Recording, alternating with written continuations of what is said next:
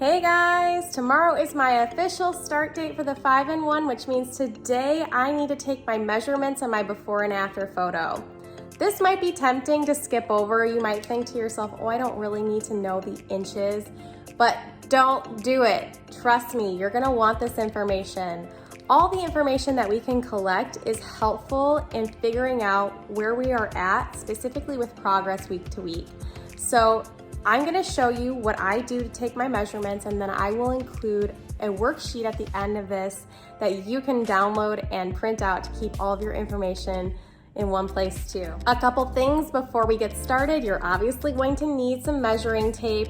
I got this on Amazon in a 2-pack, and that doesn't hurt because I have little kids that like to move my stuff around. I do recommend just picking one of them and sticking with that specific one for all of your measurements, and I prefer the retractable kind because I don't have to worry about rolling it back up. So I've got some form-fitting clothes on. It's thin stuff, so it's not like a thick sweater, just really thin clothes. You could also measure naked, but I didn't think YouTube was ready for that, so here I am in my thin clothes. Again, we're looking for consistency, so if you're gonna measure with clothes on, make sure they're the same clothes each week. That way you can actually track the differences. I like to take a lot of measurements, and I do that because you might lose inches from different places that you wouldn't think. So I like to have all the details right there, and I will show you now where I take my measurements. So I take it around my neck, and we're looking for that place in between your jawline and your shoulders. Try to get it right in the center. The next place I do is around my chest. Now for women, it might be helpful to wear a sports bra, a thin sports bra, because we're trying to get it around your nipple line. And I know some women know exactly what I'm talking about, but keeping your chest where it's supposed to be helps with that. So we're just gonna go, finding your nipple line, you're gonna go right around that area.